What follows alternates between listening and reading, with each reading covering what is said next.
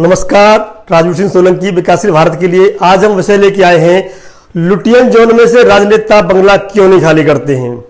हारे या जीते ऐसा क्या है राजनेता इस लुटियन जोन से खाली नहीं करते। देखिए आप, ये लुटियन जोन के हैं, यहाँ से कोई भी खाली नहीं करता। क्या कारण है? बड़े बड़े नेता, बड़े बड़े अधिकारी लुटियन जोन में एक बार घुस गया, वो निकलना नहीं चाहता। क्या है लुटियन जोन में? क्या है लुटियन जोन का इतिहास? बंगलों में ऐसा क्या है? क्या सुविधाएं मिलती हैं इनको? कौन से टाइप के बंगले हैं? किन को मिलते हैं? किस टाइप का बंगला किसको मिलता है? और राजनेता तो कोई भी जुगाड़ करें, लुटियन जोन में रहना चाहते हैं। इसके कारण क्या है, विस्तृत चर्चा करेंगे। वीडियो लंबी होगी, आपसे अनुरोध करते हैं, पहली बार अनुरोध करते हैं, चैनल को सब्सक्राइब अवश्य करें। लुटियन जोन में नेताओं की पोल खोलेंगे। क्या है ऐसा? कौन सा लोकसभा का प्रत्याशी जीतने के बाद पहली बार, दूसरी बार, तीसरी बार कौन सा बंगला मिलता है? टाइप 8, 7, 6, 5, 4 इस तरह के टाइप हैं। तो सभी टाइप के बंगलों की चर्चा करेंगे। पूरे इतिहास से शुरुआत करते हैं, लुटियन का इतिहास क्या है। तो चलते हैं पहले लुटियन के इतिहास में। ये लुटियन जोन है पूरा। यहां के बारे में बता दूं आपको मैं, कलकत्ता भारत की राजधानी हुआ करती थी 1911 में। 1911 में कलकत्ता राजधानी थी भारत की। जब 1911 में किंग जॉर्ज फिफ्थ एवं ब्रिटेन की महारानी भारत आए थे।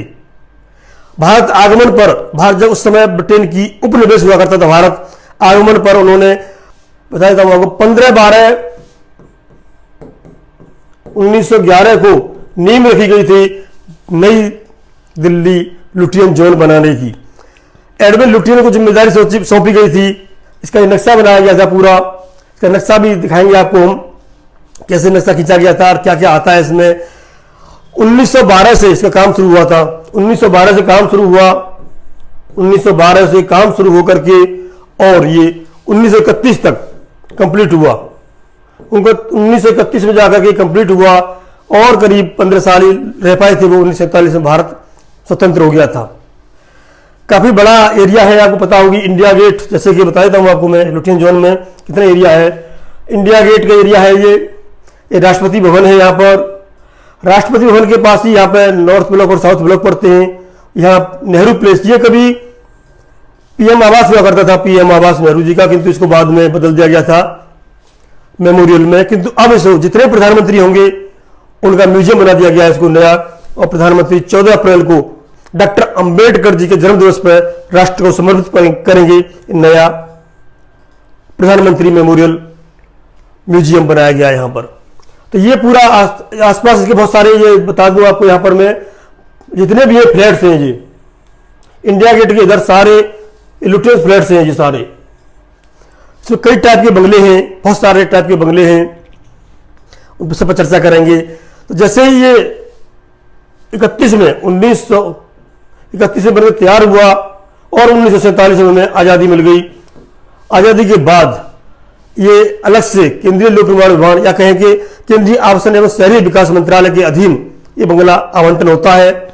और ये इसमें संपदा निदेशालय है, वो इसके आवंटन देखता है। और ये कोई भी लोकसभा का मेंबर्स का अधिकारी होता है, संपदा निदेशक होता है, वो अलॉट करते हैं कौन से बंगले को किस राजनेता को आवंटित किया जाए। ऐसा नहीं है कि राजनेता को बंगले अलॉट होते हैं।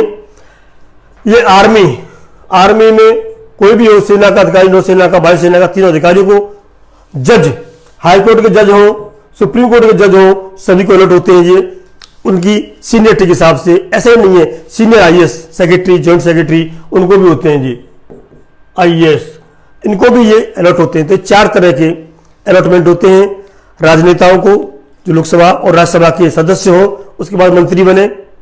जजों को, सुप्रीम कोर्ट, हाई कोर्ट के जजों को उनकी क्रमबद्ध सीनियरिटी के हिसाब से अलॉट होते हैं। उसके बाद जो ब्यूरोक्रेसी होती है, सीनियर आईएएस सेक्रेटरी लेवल के, उनको ये अलॉट होते हैं। एक आरटीआई से खुलासा हुआ था, मैं बता दूं आपको, आरटीआई से 600 बंगलों पर अनाधिकृत लोग रह रहे थे। 600 बंगलों पर तो लोग ऐसे ही रह रहे थे, अलॉट करा रखे लोग, मजे ले रहे हैं। तो इसमें खूबियां क्या है? टाइप 8 की हो, टाइप 6 की हो, टाइप 7 की हो, बता दूं आपको मैं। टाइप 8 बंगले होते हैं जो डुप्लेक्स होते हैं, कुछ नॉन डुप्लेक्स होते हैं, उनमें 3 एकड़ का करीब एरिया होता है और उसमें हरा भरा बगीचा तो होता ही है, साथ में सब्जी बोने के लिए इसे बोलते हैं डाली खाना होता है, सर्वेंट रूम्स होते हैं, ऑफिस होता है, घर में ऑफिस होता है, और 5 बेडरूम होते हैं, बहुत सारे किचन डाइनिंग सबका सिस्टम होता है उसमें। शानदार बंगले होते हैं। ये बंगले पुराने हो गए। खुद सोचिए आप 1931 में बने थे तो करीब करीब 90 साल के बुढ़े हो गए जी। बंगले 100 साल लाइफ होती है इनकी, और 100 साल बाद क्या होता है कि अभी सरकार ने नई स्कीम निकाली है कि पुराने बंगलों को तोड़ करके नए बंगले बनाए जा रहे हैं धीरे धीरे। अभी नॉर्थ ब्लॉक में कुछ बंगले बने हैं, उनकी फोटो होगी तो आपको दिखाएंगे हम आपको। बात आती है कि लुटियन जोन में किसको बंगले मिलते हैं। ये देखिए मैं दिखा देता हूँ आपको। यह बंगला, ये जो बंगला है ये नए वाले बंगले हैं। ये नए बंगले का है, ये अंडरग्राउंड है, ग्राउंड और अपर है, 3 फ्लोर का बंगला है। ये करीब करीब 3 बार का सांसद हो, 3 बार का सांसद हो, MP हो, उसको मिलता है, या किसी पार्टी का अध्यक्ष हो, या प्रदेश अध्यक्ष रहा हो, किसी पार्टी का बड़ा पद हो, मतलब VIP हो, सांसद भी हो, उसको ये वाले बंगले मिलते हैं। नहीं तो 3 बार के सांसद को ये बंगले मिलते हैं। कुछ MP फ्लैट्स भी हैं, MP फ्लैट वो पहले बार का जो MP होता है उसको मिलते हैं। तो ये करीब सांसदों को जो कोटा है, मेंबर ऑफ पार्लियामेंट का जो कोटा है, वो किस प्रकार से है, क्या है वो आपको थोड़ा सा बता दें हम। तो सांसदों के बारे में बता दें आपको, राजनेता क्यों नहीं खाली करते, क्या क्या सुविधाएं मिलती हैं। उससे पहले ये बताएं आपको लुटियन के प्रकार क्या हैं, कितने क्वार्टर्स हैं, कितने फ्लैट्स हैं, कितने बंगले हैं और कितने सांसद हैं। हमारे यहाँ 543 मेंबर ऑफ पार्लियामेंट होते हैं, MP होते हैं, और हमारे पास 517 ये घर हैं, आवास हैं। इसमें लोकसभा अध्यक्ष, उपाध्यक्ष, राज्यसभा सभापति, उपसभापति, उनको मार्क होता है, ईयर मार्क होता है। बंगला इतने नंबर बंगला उनको मिलेगा, इतने नंबर बंगला उनको मिलेगा, ये इसमें पहले से डिसाइड होता है। डिसाइड कर दिया जाता है कि हमारे जो सभापति हैं राज्यसभा के, जैसे कि हमारे उपराष्ट्रपति हैं, उनके लिए ईयर मार्क है, राष्ट्रपति भवन है, यहाँ पर उपराष्ट्रपति भवन भी है। ये उपराष्ट्रपति भवन उन्हीं के लिए ईयर मार्क है, जो भी उपराष्ट्रपति बनेंगे उनको ये बंगला मिलेगा। ऐसे ही हमारे यहाँ अकबर रोड पर ही लोकसभा अध्यक्ष के लिए मार्क है, जो भी लोकसभा अध्यक्ष बनेगा वो उसी लुटियन जोन के बंगले में रहेगा, उनके लिए फिक्स कर दिए गए हैं। लेकिन मेंबर ऑफ पार्लियामेंट की बात करते हैं हम, शुरुआत से चलते हैं। प्रधानमंत्री का आवास है सिविल रेस कोर्स, उसका नाम 7 लोक कल्याण मार्ग दिया गया है, 7 लोक कल्याण मार्ग। इसमें 7,80,000 बोलते थे इसको, तो PM का आवास है, प्रधानमंत्री जी का आवास है, ये फिक्स कर दिया गया है। ये राष्ट्रपति भवन के पास ही पड़ता है। यहाँ पर ये प्रधानमंत्री आवास, लोकसभा अध्यक्ष, राज्यसभा सभापति, उपराष्ट्रपति, सबके बंगले ईयर मार्क है। ईयर मार्क का मतलब होता है फिक्स कर दिए, जो इस पद पर आएगा उसको ये आवंटित कर दिया जाएगा। जैसे CDS विपिन रावत जी थे, उनको फिक्स था, जो भी CDS बनेंगे उनको बंगला मिलेगा। सुप्रीम कोर्ट के जज हैं, उनको फिक्स है बंगला मार्क पर, यहाँ पर कि ये जो बंगला होगा उनको फिक्स है। जो भी सुप्रीम कोर्ट के चीफ जस्टिस ऑफ इंडिया बनेंगे सुप्रीम कोर्ट के, उनको ये बंगला मिलेगा। तो कुछ बंगले ईयर मार्क बोलते हैं, उनको फिक्स कर दिए जाते हैं कि भाई ये इस पद पर बनेगा, उनको दे दिए जाएंगे। वो इनके कौन कौन से बंगले होते हैं इस पर आते हैं, चर्चा करते हैं हम आपसे साथ में। तो 543 सदस्य हैं, मेंबर ऑफ पार्लियामेंट हैं, और लोकसभा के 517 बंगले हैं। तो कैसे बांटे जाते हैं ये चर्चा करते हैं अब हम। आपने देखा होगा टाइप 8 सबसे बड़े होते हैं, टाइप 8 बंगले होते हैं। इसमें 3 एकड़ एरिया होता है, 3 एकड़ एरिया होता है इसमें, और 5 बेडरूम होते हैं, 5 बेडरूम और 8 कमरे, मतलब 3 कमरे अलग होते हैं, जिसमें सर्वेंट रूम भी होता है, गेस्ट रूम भी होता है, और अपना ऑफिस भी होता है। ऑफिस में करीब जो जनता जनार्दन मिलने आती है उनके लिए भी रूम होता है, जनता आए या मिले, घर पे मिले, अगर ऑफिस में समय नहीं मिलता तो उनकी कोठी में, बंगले में ही स्थान होता है, जनता आकर के मिल सकती है। कुछ सर्वेंटों के लिए कुछ गेस्ट हाउस भी होते हैं, क्षेत्र से जनता आती है, कहाँ रुकेगी, तो रुकने की कुछ थोड़ी बहुत व्यवस्था सभी सांसद और वो मिनिस्टर रखते हैं। कई मिनिस्टरों का देखा है अच्छी व्यवस्था होती है रहने की, भोजन पानी, चाय पानी की। तो ये मतलब इनका वो है टाइप 8 के सबसे बड़े बंगले माने जाते हैं, जिनमें 3 एकड़ का एरिया होता है, हरा भरा लॉन होता है, डाली खाना यानी कि किचन गार्डन भी होता है, और सर्वेंट रूम होते हैं, 8 कमरे होते हैं, 5 बेडरूम होते हैं। ये व्यवस्था होती है टाइप 8 की। ऐसे बात करें हम टाइप 6 की और 7 की, तो इनमें कमरे कम हो जाते हैं, 4 कमरे होते हैं, सॉरी बेडरूम, 4 बेडरूम होते हैं टाइप 7, 6। तो बेडरूम कम, एक बेडरूम कम हो जाता है और एरिया कम हो जाता है। एरिया 3 एकड़ से 2 एकड़, 2 एकड़, 1 एकड़, इस तरह से एरिया कम होता चला जाता है टाइप के हिसाब से। अब मिलते किसको, इसमें बात करेंगे हम, कौन से मतलब इसको सांसद को कौन सा मिलेगा। बात आती है किसने रिहायशी टाइप 8 के जो बंगले हैं, हमारे टाइप 8 के बंगले हैं, छोटे हॉस्टल वाले मल्टी स्टोरी फ्लैट शामिल हैं। लोकसभा पुल के जो मौजूद रिहायशी मकानों में 159 159 कमरे हैं, 27 ट्विन फ्लैट या डबल स्टोरी के 27 फ्लैट हैं और 193 सिंगल फ्लैट हैं और 96 बहुमंजिली इमारतें हैं और 32 इकाइयां सिंगुलर इकाइयां। अभी सरकार ने कुछ नॉर्थ एवेन्यू के पास तोड़ करके मल्टी स्टोरी फ्लैट बनाए हैं। जो पहली बार के सांसद आते हैं उनको वो गंगा, कावेरी और स्वर्ण जयंती इस तरह के नाम दिए गए उन फ्लैटों के और उनमें पहली बार के सांसद को दिए जाते हैं। और जो मंत्री होते हैं, केंद्रीय मंत्री होते हैं, उनको टाइप 8 के बंगले दिए जाते हैं। अभी चर्चा चल रही थी छोड़ दे क्यों नहीं है। आपको अच्छी तरह पता होगी रामविलास पासवान को टाइप 8 का बंगला मिला हुआ था, वो छोड़ना नहीं चाह रहे थे, तो बड़ी परेशानी हुई थी और उसमें अभी कल शायद वो हुआ है। जैसे कि किस किस को अलर्ट होता है, तो टाइप 8 का बंगला होता है जस्टिस, कैबिनेट मंत्री, सुप्रीम कोर्ट के चीफ जस्टिस, पूर्व प्रधानमंत्री, पूर्व राष्ट्रपति, पूर्व उपराष्ट्रपति और उनकी पत्नियां जीवित रहें। टाइप 8 के बंगले होते हैं जो सुप्रीम कोर्ट के चीफ जस्टिस ऑफ इंडिया, प्रधानमंत्री का आवास तो फिक्स है, बताया था मैंने आपको, लेकिन प्रधानमंत्री जीवित है या उनकी पत्नी जीवित है उसको भी टाइप 8 का बंगला मिलेगा। प्रधानमंत्री का मार्च होता है, मतलब राष्ट्रपति भवन है ही, जब राष्ट्रपति हट जाते हैं तो नया बंगला दिया जाता है, उनको टाइप 8 दिया जाता है। वो जब तक जिंदा रहे या उनकी पत्नी जिंदा रहे तब तक उनके पास में टाइप 8 का बंगला रहेगा। ऐसे ही उपराष्ट्रपति को भी टाइप 7 का बंगला रहेगा। ये बंगले उनके पास में उनको या उनकी जीवन भर, उनको और उनकी पत्नी को जीवन भर बंगले मिलते रहेंगे, ऐसा प्रावधान है। मैंने बताया ईयर मार्क रहते हैं, राष्ट्रपति प्रधानमंत्री अपने बंगले में रहेंगे। रिटायरमेंट के बाद राष्ट्रपति, उपराष्ट्रपति, प्रधानमंत्री और उनके धर्मपत्नी जब तक जीवित हैं उनको टाइप 8 का बंगला मिलेगा। यह बताया जाता है कि जनपद रोड पे है, मोतीलाल नेहरू मार्ग पर, तुगलक रोड पर, सफदरजंग रोड पर, अकबर रोड, मेनन मार्ग, त्यागराज मार्ग, इन सभी पर ये बंगले बने हुए हैं। टाइप 7 की बात थी। टाइप 7 में करीब 1 एकड़ एरिया होता है और इसकी तुलना में बेडरूम 4 रहते हैं। टाइप 7 में 1 से लेकर के 1.5 एकड़ तक एरिया रहता है और इसमें 4 बेडरूम होते हैं, 4 बेडरूम होते हैं। बाकी सुविधाएं करीब करीब सेम रहती हैं, ज्यादा अंतर नहीं होता इसमें। टाइप 8 और टाइप 7 में सुविधाएं करीब करीब सेम रहती हैं, जैसे कि कार्यालय बगल में होना, और लॉन होना, सर्वेंट रूम होना, गेस्ट हाउस होना और पब्लिक मीटिंग के लिए छोटा सा एक प्लेस बना होना, ये सभी सुविधाएं इसमें होती हैं। जैसे कि मतलब इसमें कहाँ कहाँ है वो बता दूं आपको। राहुल गांधी के पास है तुगलक लेन में टाइप 7 का बंगला मिला हुआ है राहुल गांधी के लिए। ये अशोक रोड पर Lodhi estate, Kushak road, Tughlaq road और लेन, इन सभी में टाइप 7 के बंगले बने हुए हैं। बात आती है टाइप 6 और टाइप 5 की। टाइप 6 एवं टाइप 5, इसमें एक से अधिक बार जो जीत के आते हैं, मतलब दूसरी या तीसरी चौथी बार जीत के आते हैं, उनको ये बंगले दिए जाते हैं।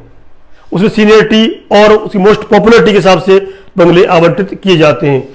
तो 1 एकड़ का एक एरिया होता है, इसमें एरिया होता है करीब 1 एकड़ का एक एरिया होता है इनकी। और इनकी जो वो होती है कि बेडरूम 2 बेडरूम होते हैं और 3 बेडरूम के भी होते हैं और टोटल रूम होते हैं इसमें करीब 6 से 7 इनमें। ये टाइप 6-7 की में 6 और 5 की में इनमें। तो बेडरूम और रूम और ऑफिस भी साथ में होता है इनके में, और किचन एरिया और सर्वेंट क्वार्टर इनमें भी मौजूद रहते हैं। कुछ लोग उसमें एक्स्ट्रा बनवा लेते हैं, किसी ने लाइब्रेरी के नाम पर बनवा लिया, किसी ने अपना IT सेल के नाम पर बनवा लिया। छोटे छोटे इन्होंने कॉटेज टाइप के भी अपने टाइप 5-6 में लोगों बनवा रखे हैं, जो शायद कुछ पार्किंग के रूप में बनवा रखे हैं। पार्किंग बनाई है, साइड में थोड़ा सा एक सर्वेंट के लिए, किसी के लिए गेस्ट स्टाफ टाइप का बनवा रखा है। बहुत लोगों ने बनवा रखे हैं 5 और 6 में। अब यह है कि इनमें से सबसे ज्यादा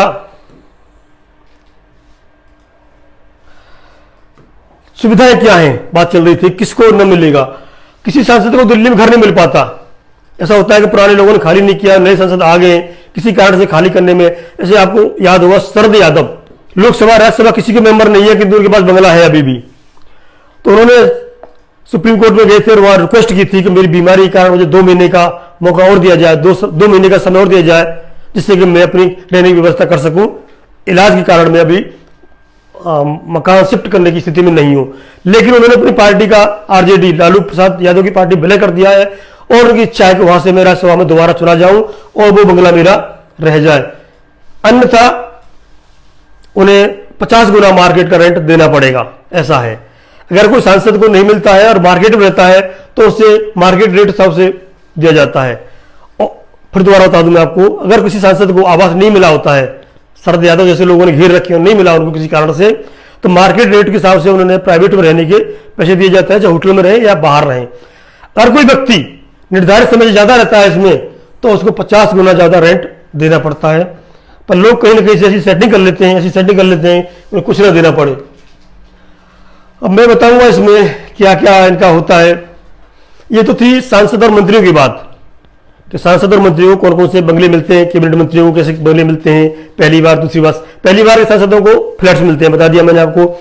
दूसरी बार के, तीसरी बार वालों को 5 और 6 कैटेगरी के टाइप के मकान मिलते हैं।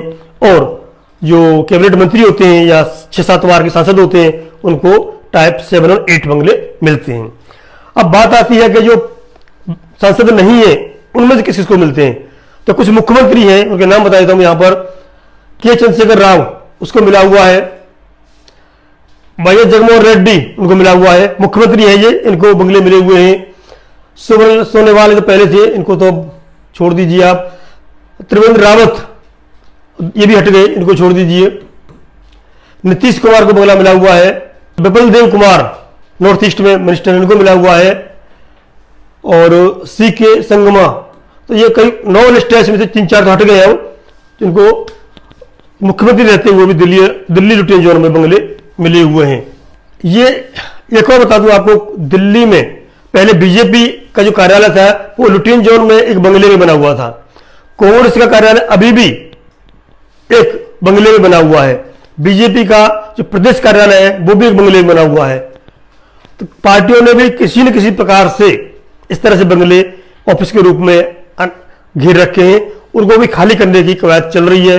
कौन कब खाली करेगा देखने वाली बात है। अब बात आती है कि खाली क्यों नहीं करना चाहते। सुविधाएं बता दी आपको, इतने शानदार बंगले होते हैं, नौकर चाकर जो पैसे मिलते हैं, सबके लिए सब व्यवस्थाएं होती हैं। प्रियंका गांधी को खाली करना पड़ा था बंगला, क्योंकि वो ये इसमें रूल है एसपीजी होगी या किसी का मेंबर होगा, राज्यसभा या तो मेंबर ऑफ पार्लियामेंट हो, लोकसभा का हो या राज्यसभा का हो, अन्यथा एसपीजी हो, एसपीजी मिली हो किसी कारण से, वही इसमें लुटियन जोन में बंगला प्राप्त कर सकता है राजनेता। मैं अधिकारियों की, सेना अधिकारियों की, जजों की बात नहीं कर रहा, राजनेताओं की बात कर रहा हूं। तो राजनेताओं को कौन कौन से को मिल सकता है, एसपीजी हो या सदन का मेंबर हो, लोकसभा का या राज्यसभा का, उसी को बंगला मिलेगा। राजीव गांधी की पुत्री प्रियंका गांधी को एसपीजी मिली हुई थी तो उनको बंगला मिला हुआ था। वो जगह नहीं खोलते, अच्छा लगता, सुरक्षा कारण से जगह बताना ठीक नहीं है। हमारे पास सब डाटा है, लेकिन कौन कहाँ रहता था, किस तरह से रहता है, कौन से बंगले में रहता है, ये हम नहीं बताएंगे, सुरक्षा का मामला है ये। तो प्रियंका गांधी से ये खाली करवा लिया गया, एसपीजी हटाई गई और बंगला खाली करवाया गया। क्योंकि Rahul Gandhi member of parliament हैं, कई बार के मेंबर ऑफ पार्लियामेंट हैं, इसलिए उनके पास में टाइप 7 बंगला अभी भी है। Priyanka Gandhi member of parliament हैं, कांग्रेस की अध्यक्ष भी है, इसलिए उनके पास में अकबर रोड पर अभी बंगला है। चिराग पासवान को ध्यान होगा, अभी बड़ा चल रहा है, हॉट मुद्दा है कि उससे जो पासवान का क्वार्टर खाली कर, जनपथ में जो मकान था, बंगला था, वो खाली करा लिया गया है। उन्होंने इसे मूर्ति लगा रखी थी और बड़ा फोटो वायरल हो रहे हैं उनके। तो वो चीजें हम नहीं दिखा सकते, दिखाना उचित नहीं समझते उन चीजों को। तो ये चिराग पासवान ने बड़ी मुश्किल से बंगला खाली किया है। तो बंगला खाली करने पड़ते हैं, सुप्रीम कोर्ट जाते हैं, सुप्रीम कोर्ट हड़ताल पड़ती है, उसके बाद खाली करने पड़ते हैं, खाली करने ही चाहिए। चौधरी अजीत सिंह को खाली करना पड़ा था, तो जितने भी नेता हैं हारने के बाद बंगला खाली करते समय कैसा मुंह लटक जाता है इनका, देखने वाला होता है। वो बापोती समझते हैं, ऐसा नहीं चाहिए, सरकारी बंगले हैं और जो जीतेगा वो सिकंदर, उसको बंगला मिलेगा, ऐसा होना चाहिए। तो अभी नई पार्लियामेंट बन रही है, इसका ये फोटो है, पता ही है आपको, ये राष्ट्रपति भवन है, नॉर्थ ब्लॉक साउथ ब्लॉक है। तो इनके पास का पूरा एरिया जितना भी है, जितना भी पार्लियामेंट एरिया है, ये जितना भी पार्लियामेंट एरिया, यहाँ पे सारे बंगले बने हुए हैं ये नक्शे के अनुसार, और उनमें इतनी सारी सुविधाएं कि कोई भी खाली करने का। एक और बता दूं आपको मैं, खाली क्यों नहीं करते, ये हारने के बाद कैसे बंगला प्राप्त करते हैं। अगर कोई सांसद हार जाता है तो कोई दूसरे सांसद के नाम पे गेस्ट एकोमोडेशन के नाम पे अलॉट करा लेता है। देखिए आप, मेंबर ऑफ पार्लियामेंट नहीं है, हार गया, किसी से संबंध है आपका, तो गेस्ट एकोमोडेशन के हिसाब से आप बंगला अलॉट करा सकते हो इस एरिया में। अगर कोई राज्यसभा मेंबर है, दूसरे राज्यसभा मेंबर से हारे हुए के नाम पर भी, हारा हुआ कोई राज्यसभा मेंबर जीते हुए राज्यसभा मेंबर से एक एकोमोडेशन ले सकता है अपने लिए, ये प्रावधान भी है। तो हारने के बावजूद भी लुटियन जोन खाली नहीं करते राजनेता। सबसे बड़ी बात तो लुटियन जोन अपने आप में वीआईपी एरिया है, इतना हरा भरा है, इतना हरा भरा लुटियन जोन है कि यहाँ पे 2 डिग्री टेम्परेचर कम रहता है, पॉल्यूशन कम रहता है, बरसात दिल्ली में सब एरिया से ज्यादा होती है, और सुरक्षा की दृष्टि से नंबर 1 है। एनडीएमसी का एरिया है, तो फूल पत्ती हरा भरा इतना है कि इसका कहना क्या, बर्ड में नंबर आता है। सफाई में भी शायद इंदौर तो नंबर 1 है ओवरऑल, लुटियन जोन भी उसी कैटेगरी में आता है, बहुत ज्यादा जाम नहीं लगता। और अभी जो नई पार्लियामेंट बनने के साथ साथ उसमें सुख सुविधाएं दी जा रही हैं और नए नियम बनाए जा रहे हैं, नए रास्ते, पानी का प्रभाव, ट्रैफिक का नियमन इतना अच्छा किया जा रहा है कि लुटियन जोन रहने वालों की और सुविधाएं मिल सकेंगी, और जो पॉल्यूशन है, शोरगुल है, उससे निजात मिल सकेगी। इन सुविधाओं को देखते हुए कोई भी इस एरिया को खाली करना नहीं चाहता। तो इसलिए सुविधाओं का लाभ छोड़कर कौन जाना चाहेगा। ये राजनेताओं की ट्रिक है, हारने के बावजूद भी इस एरिया में रहते हैं, किंतु ये जीता हुआ सिकंदर, हारा हुआ बंदर, तो भैया ये तो खाली करना पड़ेगा, आज नहीं तो कल करना पड़ेगा। नए मेंबर आएंगे, वो रहेंगे, सुविधाएं बहुत है इनको। तो ये थी लुटियन जोन की कहानी, नेता क्यों नहीं खाली करते इन लुटियन जोन को, लुटियन जोन के बंगलों को। सभी सुविधाएं हैं इसमें, अगाध बिजली आपूर्ति, अगाध जलापूर्ति, बढ़िया ग्रीनरी, लॉन, सर्वेंट रूम, डाली खाना, किचन रूम बोलते हैं इसको, और ऑफिस रूम, विजिटर्स रूम और बेडरूम, सोने के लिए, खाने के लिए सारी सुविधाएं होती हैं इसमें। और अप्रोच की तो जरूरत है ही नहीं, हॉस्पिटलिटी सुविधा, सारे आरएमएल, एम्स, लेडी हार्डिंग, सारे अच्छे हॉस्पिटल के पास में है। सेंटर है दिल्ली का, हार्ट है दिल्ली का लुटियन जोन, हर कोई चाहता है लुटियन जोन में नेता, सुप्रीम कोर्ट, हाई कोर्ट के जज, आर्मी, नेवी, एयरफोर्स के ऑफिसर्स और हायर ब्यूरोक्रेट्स के साथ साथ कुछ आसपास प्राइवेट एरिया भी है, कुछ एरिया प्राइवेट है यहाँ पर प्राइवेट लोग रहते हैं, जो जिंदल है, और अभी आपने देखा होगा पेटीएम के मालिक हैं, अडानी हैं, बहुत सारे लोगों ने भी अपने प्राइवेट बंगले ले रखे हैं, क्योंकि इसकी सुविधाओं को कोई भी मोह भंग नहीं करना चाहता, त्यागना नहीं चाहता। जो पैसे वाले होते हैं लुटियन जोन में एक बंगला जरूर रखना चाहते हैं, चाहे सैकड़ों करोड़ में उनकी कीमत क्यों ना हो। तो ये सुविधाओं को छोड़ करके क्यों जाना चाहेंगे, ये आज हमारी विशेष वार्ता थी। एक विषय था हमारा कि लुटियन जोन का इतिहास 1912 से शुरू हुआ, 1931 में जाके ये लुटियन जोन तैयार हुआ, 45 में हम आज़ाद हुए, उसके बाद से बंगले नेताओं के पास में और किनके पास रहे, क्या सुविधाएं होती हैं इनके पास में, टाइप 8 से लेकर टाइप 5 तक, और फ्लैट कल्चर भी शुरू कर दिया है प्रथम बार सांसदों के लिए, चाहे सुप्रीम कोर्ट के जज हो, आर्मी के ऑफिसर्स हो या सीनियर आईएएस आईपीएस अधिकारी हो, सबके लिए यहाँ पे सरकारी बंगला मिलता है और इसको कोई छोड़ के जाना क्यों नहीं चाहता। पूरे प्रकाश डाला। कैसी लगी हमारी वीडियो, बने रहिए हमारे साथ, अगली अच्छी किसी विषय पर लेके फिर आएंगे। तब तक के लिए जय हिंद, जय भारत।